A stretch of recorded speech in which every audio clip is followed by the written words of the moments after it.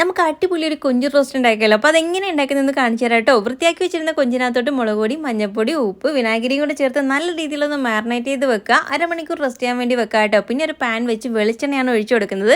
അതൊന്ന് ചൂടായി വരുന്ന സമയത്ത് ഇതാ കൊഞ്ചിട്ടൊന്ന് ഫ്രൈ ചെയ്തെടുക്കുക. 2-3 മിനിറ്റ് ഫ്രൈ ചെയ്താൽ മതി കേട്ടോ, രണ്ട് സൈഡായിട്ട്. അതിനുശേഷം ആ ഒരു എണ്ണയിലോട്ട് തന്നെ ഇഞ്ചി വെളുത്തുള്ളിയും കൂടെ അരിഞ്ഞത് ചേർത്ത് കൊടുക്കുക. 2-3 സെക്കൻഡ് കഴിയുമ്പോഴത്തേക്ക് ഇതാ നമ്മളുടെ സവോള ചേർത്ത് കൊടുക്കുക. കുഞ്ഞുള്ളി ഉണ്ടെങ്കിൽ അടിപൊളി ടേസ്റ്റാണ്. എൻ്റെ കയ്യിൽ ഇതില്ല കേട്ടോ. പിന്നെ കുറച്ച് ഉപ്പും കൂടെ ചേർത്ത് നല്ല രീതിയിലൊന്ന് വഴണ്ട് വരുന്ന സമയത്ത് മുളക് പൊടി ചേർത്ത് കൊടുക്കുക. അതിൻ്റെ ഒരു പച്ചമണം മാറുമ്പോഴത്തേക്ക് മീഡിയം സൈസ് ഒരു തക്കാളി ചേർത്ത് കൊടുക്കുന്നുണ്ട്. അതൊന്ന് വെന്ത് വരാൻ വേണ്ടിയിട്ട് കുറച്ച് വെള്ളം ഒഴിച്ചൊന്ന് അടച്ച് വെച്ചൊന്ന് കുക്ക് ചെയ്തെടുക്കുക കേട്ടോ. അന്ന് വെന്ത് വരുന്ന സമയത്ത് നമ്മുടെ ഫ്രൈ ചെയ്ത കൊഞ്ച് അതിനകത്ത് ഇട്ട് കൊടുത്ത് പിന്നെ കുറച്ച് കറിവേപ്പില, കുരുമുളക് പൊടി, ഗരം മസാലയും കൂടെ ചേർത്ത് നല്ല രീതിയിലൊന്ന് മിക്സ് ചെയ്തെടുക്കുക. പിന്നെ അടച്ച് ഒന്നും കൂടി ഒന്ന് കുക്ക് ചെയ്തെടുക്കുക. അതിൻ്റെ വെള്ളം ഒന്ന് വറ്റി വരുന്ന സമയത്ത് നല്ല രീതിയിലൊന്ന് ഇളക്കിയൊക്കെ എടുത്ത് കഴിയുമ്പോഴത്തേക്ക് നമ്മുടെ കൊഞ്ച് റോസ്റ്റ് അങ്ങനെ റെഡി ആയിട്ടുണ്ട്. അപ്പോൾ ഇത്രയ്ക്കുള്ളൂ. See you.